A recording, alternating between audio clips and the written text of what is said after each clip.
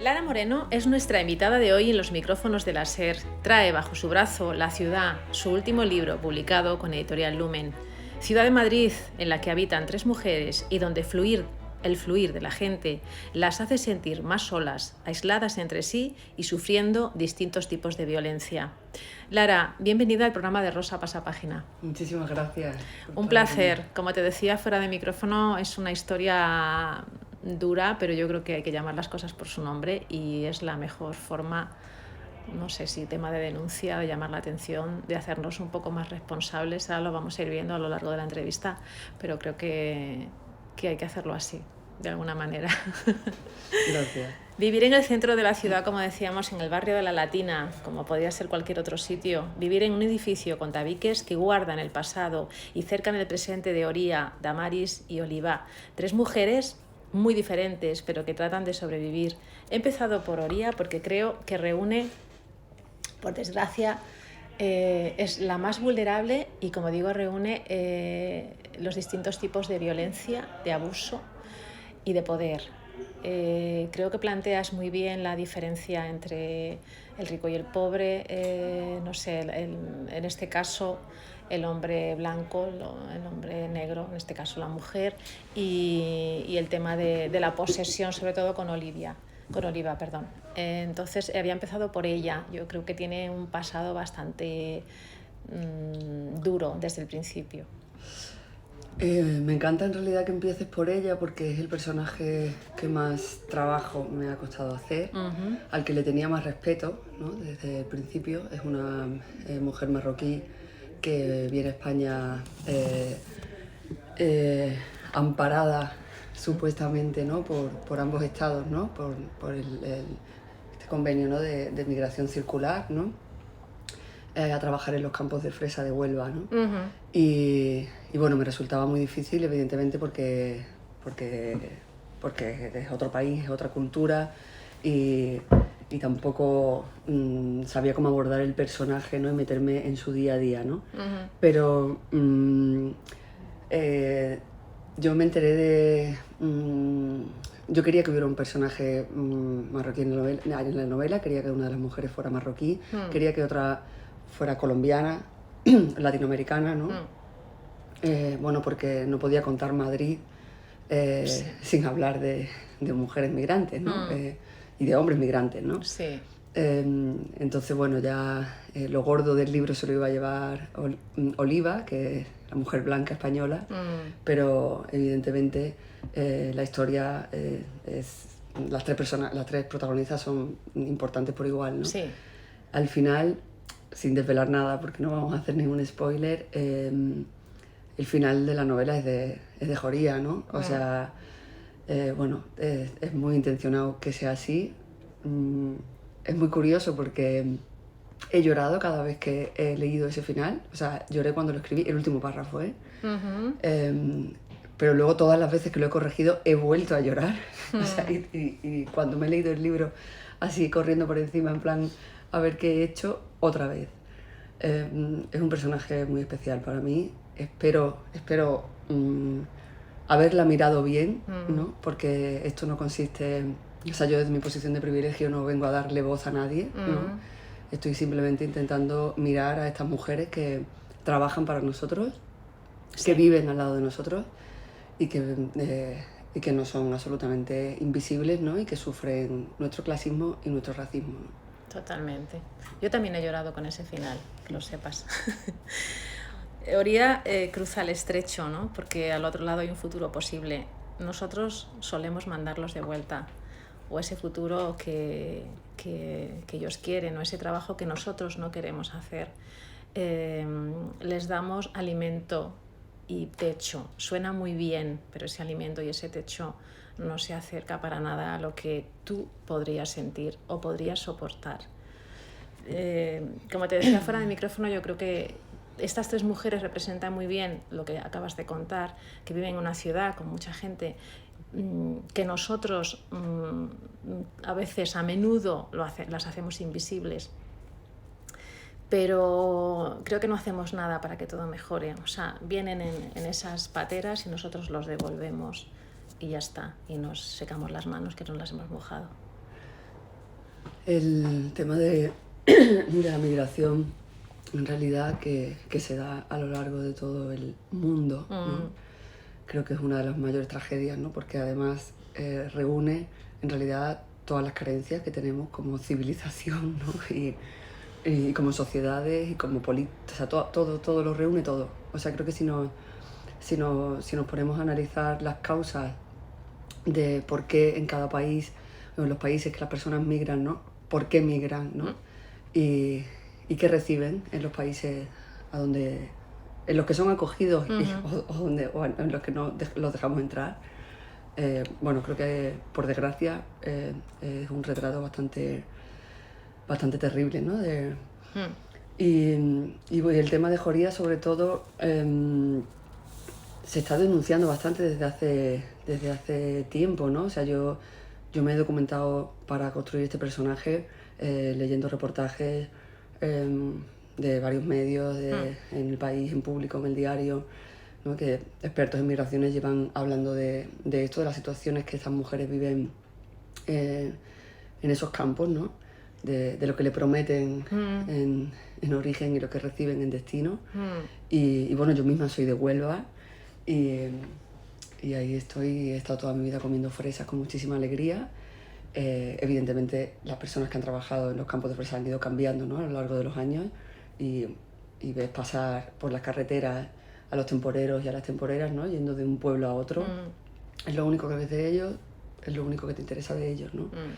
Y aunque la prensa lo cuente, ¿no? O cierta prensa lo cuente, sigue siendo un tema muy espinoso, muy difícil de reconocer, yo creo, en la sociedad. Entonces, bueno, luego leí también un par de libros para buscar testimonios directos, ¿no? Y poder construir ese personaje. Y a día de hoy reconozco que es uno de los personajes que más dentro se me ha quedado, ¿no? De este libro. Supongo que sí. Oliva no sabe a quién llamar, no debe llamar a nadie, no puede explicar, agarra el teléfono entre las manos como una soga que la mantiene atada a algún lugar. Tiene cumplido los 30, está separada y tiene una hija con la que convive, un trabajo y un piso que aunque abra la ventana solo vea un muro, unos ladrillos. El sentimiento de culpabilidad cuando dejas entrar el demonio en tu casa y no eres capaz de echarlo. Qué bien lo has contado, ¿no? Ya está. Ya podemos terminar la entrevista. No, para nada. Porque están todas las palabras claves, ¿no? La culpabilidad cuando dejas tú, porque claro. La intención a la hora de contar esta historia de maltrato que vive Oliva, que es un personaje que evidentemente está en la cúspide de las otras dos, ¿no? No tiene de qué más quejarse, más que de eso, ¿no? Y ya es terrible.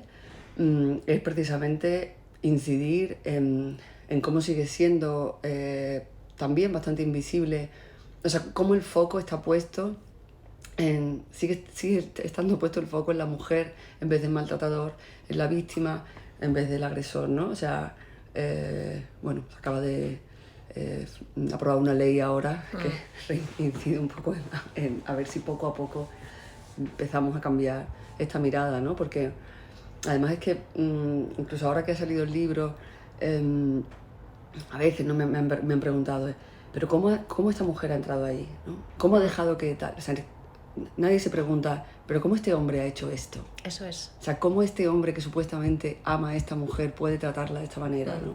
Y es el kit de la cuestión, ¿no?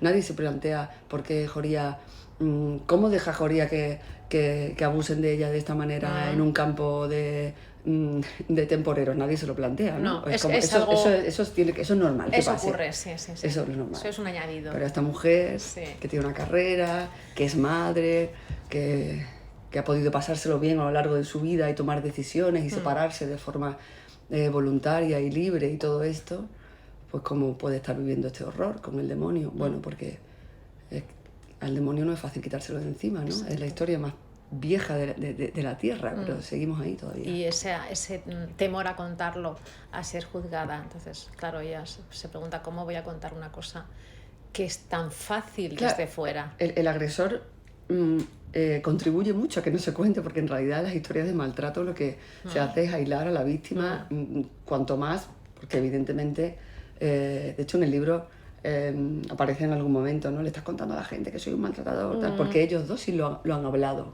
¿no? Y es una cosa que obviamente el otro teme, pero la sociedad también hace muchísimo, muchísimo. La sociedad, nuestra cultura, nuestra educación, esa vergüenza y esa culpa, ¿no? O sea, cómo he podido... Ella se lo plantea muchas veces, ¿no? En el libro, ¿por qué no tengo una buena vida? Si esto era un paraíso, yo quería tener una buena vida, yo quería ser feliz y estar feliz y es terrible porque en realidad todas las relaciones de maltrato son iguales. Algunas terminan en violencia física y algunas terminan en asesinato, pero todas empiezan de la misma forma y se utilizan los mismos mecanismos, porque son los mecanismos de la violencia histórica entre el hombre y la mujer. O sea, es que no... Hemos avanzado un poco en el tema de violencia de género, ¿tú crees? Sí, hemos avanzado, evidentemente hemos avanzado. Bueno, hemos avanzado porque ahora tenemos algunas leyes que nos amparan, ¿no? Y eso evidentemente es un avance. Las leyes siempre en realidad van lentas, ¿no? Porque se aprueban después de muchas peleas, cuando se aprueban, pues como decía el otro día, ¿no? Encima de un montón de cadáveres, ¿no? Sí. O sea, claro que van lentas. El mayor avance sería no tener que hacer leyes. Claro, evidentemente. O que hubieran estado desde el principio. También. O sea, también, ¿no? Que alguien hubiera dicho. Claro que estamos avanzando. Creo que hay más conciencia, más visibilidad, pero un poquito solo, ¿eh? Muy poquito. Hay que tener mucho cuidado. Y aparte, es lo que decimos siempre, ¿no? O sea, ¿quién está concienciado? ¿Qué pequeña parte de la población está concienciada? Muy pequeña. Eso también es lo que quiero contar con este libro, ¿no? O sea, da igual que tengas una carrera, da igual que da todo igual. Estamos todavía muy lejos de estar a salvo. Sí, porque la vida de Oliva, de Damaris y de Joría son 3 mujeres que pueden ser 300, 3000, incontables. Yo creo que nuestro cerco a todo esto es proporcional al número infinito de mujeres que sufren y malviven con ellas, como ellas. Quiero decir, nosotros hacemos esa pared invisible, ese apartate. Yo lo pensaba el otro día leyendo tu libro, cuando te montas en el metro todas las mañanas, a la misma hora, y te sientas y conoces a la persona que tienes enfrente, porque al final acabamos sentándonos en el mismo sitio. Y ese día a día te está dando a conocer a la persona y sabes que hay días que tú tampoco estás bien, pero lo que tienes enfrente a veces algo te llama demasiado la atención. Tú ya la estás juzgando desde el primer momento y si es algún caso como estas 3 pobres mujeres, no haces nada, te bajas de tu vagón y te vas. Chao. Así es como creo que hace la sociedad con respecto a este tipo de migración, violencia, etc.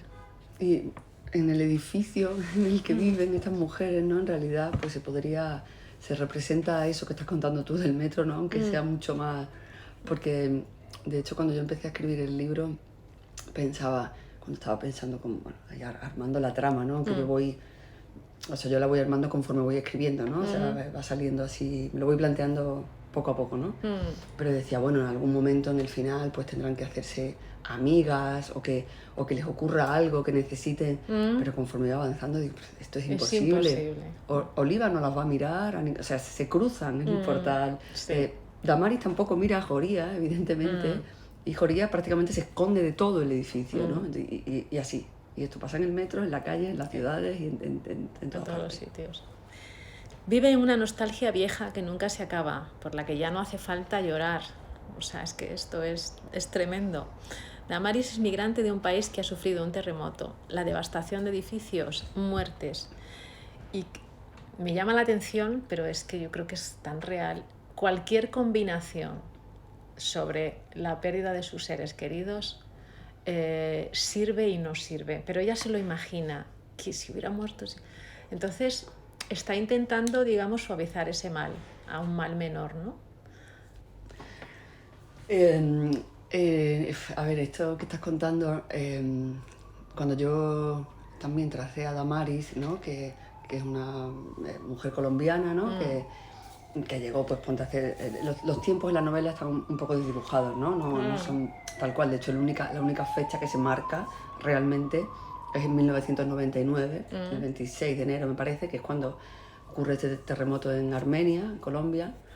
y, y se destruye la ciudad completamente, ¿no?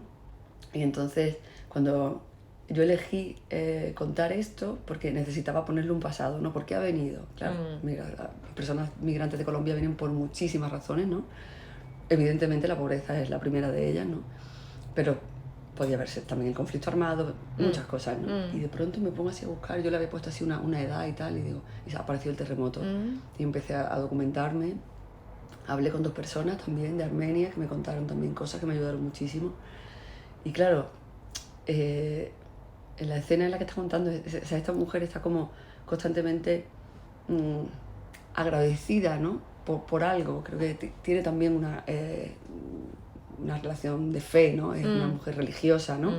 Y tiene un trabajo, y tiene 2 niños, y tiene un marido que es buena persona, y su madre encima se ha venido de Salento para ayudarla, para llevarse a los niños un ratito para que ella pueda descansar, ¿no? Entonces, para ella todo es esfuerzo, tesón, hasta que le pasa todo esto y dentro de su país no se parece, no es tan distinta a Damaris que tantísimas mujeres andaluzas que yo he conocido en mi tierra, ¿no? Y de mi familia, ¿no? Que han vivido para trabajar, para cuidar a la gente que tiene alrededor, y agradecidas, ¿no? De que el Señor no les haya puesto nada malo en el camino, ¿no? Y entonces cuando todo esto le ocurre a ella, el único que muere es el marido, que trabajaba en la estación de bomberos, ¿no?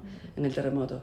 Y claro, ella esperaba que haber muerto ella la primera y todos los demás, y todo en ella es así, ¿no? O sea, voy tirando para adelante. Evidentemente tiene sus deseos, sus ansiedades, sus rabias, sus injusticias, ¿no? Pero todo el rato es como tira porque podría haber sido peor, se te ha caído además la casa encima y has sobrevivido, ¿no? Eso es, siempre hay que ponerse en lo peor, ¿no? Además vive una vida que no es suya, pero bueno, los afectos y el cariño ella los da a corazón abierto, o sea, como si fueran sus hijos, sus nietos. A los 2 niños que cuida, claro, y a los niños que cuidó cuando vino, ¿no? Porque ella también, es curioso que esto tampoco era intencionado, pero también Damaris, porque me informé de esto porque me lo contó una mujer colombiana, madre de un compañero de mi hija del cole, que justo era de Armenia y se vino justo después del terremoto, y me contó que había un convenio también entre España y Colombia, ¿no? Y traían a las mujeres víctimas del terremoto para ser internas. ¿Vale? Entonces ella llegó aquí y el primer trabajo que encontró, claro, que para eso las preparaban y las traían, era interna en una casa, ¿no? Este también es uno de los oficios más viejos del mundo, ¿no? Desde luego. Y además lo hemos tenido aquí en España, en Madrid, sobre todo, porque la gente del sur también venía hace muchísimos años, ¿no? A ser interna y a cuidar familias ajenas, ¿no? ¿Qué pasa? Que en Damaris, o sea y en la migración latina o también la migración del este, ¿no? Que están haciendo ahora esos trabajos de cuidado y de trabajo del hogar, ¿no? Claro, además sufren racismo, además, o sea, pues otra vez, una violencia sobre otra y sobre otra, ¿no? Y además están muy desprotegidas también, ¿no? El régimen que tienen de... Ella está contratada, ¿no? Que ya también se puede dar con un canto en los dientes, Sí, claro, Ojo, eso ya es un lujo. Está contratada y ya eso es un lujo, y puede ir al médico, aunque no vaya. Desde luego. Hablemos de la ciudad, de esa obra mastodóntica de un río que los ríos siempre han separado las orillas, y en cada orilla la vida ha sido muy diferente, en el lugar en el que naces, en el lugar en el que vives. En este caso lo planteas muy bien de cara a Damaris, ¿no? Como ella sabe que en los 2 lados la vida es diferente. Sí, Damaris trabaja en la Plaza de la Paja, ¿no? En el centro de la Latina, y vive al otro lado del río, en Marqués de Vadillo. A ver, yo cuando llegué a Madrid, bueno, llegué en el 2003, no me acuerdo ahora cuando empezó a construirse. Poquito pero después. Fue ahí, ¿no? Claro, claro, cuando yo llegué, si yo todavía me tumbaba en el río, en ese río que tenía, en la orilla del río que había como 4 hierbas, ¿no? El pobre Manzanares, es verdad, no me acordaba. Pero claro, no parecía que ese Madrid-Río, ¿no? Iba a... Bueno, claro que ha subido los precios un poquito del otro lado, evidentemente, pero parecía que iba como a unir, y no, en realidad sigue separando. O sea, sigue separando. Bueno, es que solamente tienes que cruzar el puente de Toledo el puente de Segovia ya un poco menos, porque Puerta del Ángel está un pelín más gentrificado, pero bueno, esto es como todo, si sigue subiendo para arriba ya se olvida. Y bueno, Damaris lo cuenta muy bien en la novela, pero vamos, también lo puedo contar yo. O sea, está todo más sucio, los coches encima de las aceras y no pasa absolutamente nada. Bueno, Carabanchel es Carabanchel. Exacto. ¿Qué tiene la Plaza de la Paja que tanto gusta, Lara? A mí me parece la plaza más bonita de Madrid, lo he dicho en el libro y lo había dicho muchísimas veces. Sí. Para empezar, tiene tierra en el suelo. Y eso, que seguramente le dé muchos quebraderos de cabeza bueno, pues por ejemplo, al dueño del Tío Timón, ¿no? Que barrer sí. La tierra con las colillas y tal, sí. De la terraza es mucho más difícil. Pues en una ciudad tan mastodóntica como esta, pues una plaza rodeada de unos edificios que son realmente preciosos y con tierra en el suelo, no sé, siempre me ha parecido un sitio muy acogedor, un pequeño reducto, sé que solo para unos pocos evidentemente, donde tuve la suerte de vivir un tiempo y en ese edificio, ¿no? que cuenta el libro y donde además se daban, pues sí, pues la gente que todavía puede vivir ahí, cada vez son menos de los que yo conozco, ¿no?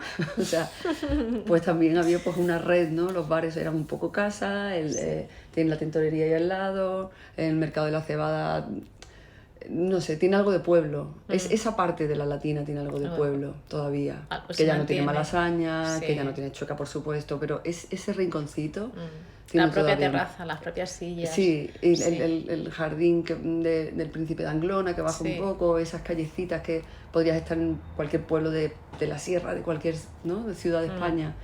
Y tiene algo de pueblo y le tengo muchísimo cariño, la verdad. Bien, me quedo con una cosa que creo que explicas perfectamente la capacidad que tiene estas mujeres, o lo que hablábamos antes de 300.000 mujeres, para... sacar la cabeza afuera, para seguir luchando, para seguir con ese punto. Y dice, para volver a mirar el cielo, deberá sacar medio cuerpo fuera del agujero de su cuarto y torcer la cabeza hacia arriba. Sorteando paredes de cemento, encontrará un rectángulo azul. Yo me quedo con que este rectángulo azul es la luz que les hace que sigan ahí peleando. Claro, la luz, las ganas de vivir. Eso es. Y no sé, aunque mi libro sea una tragedia, siempre confío en que haya un mundo mejor. Sí, está ese rectángulo. Para las que vienen. Me quedo con ese rectángulo azul. Pues muchas gracias, Lara. Muchísimas gracias. Gracias por escribir, de verdad, escribir esta historia. Es dura, que los oyentes lo sepan, pero es bello hasta en el dolor. Muchísimas gracias. Ha sido un placer muy grande. Gracias.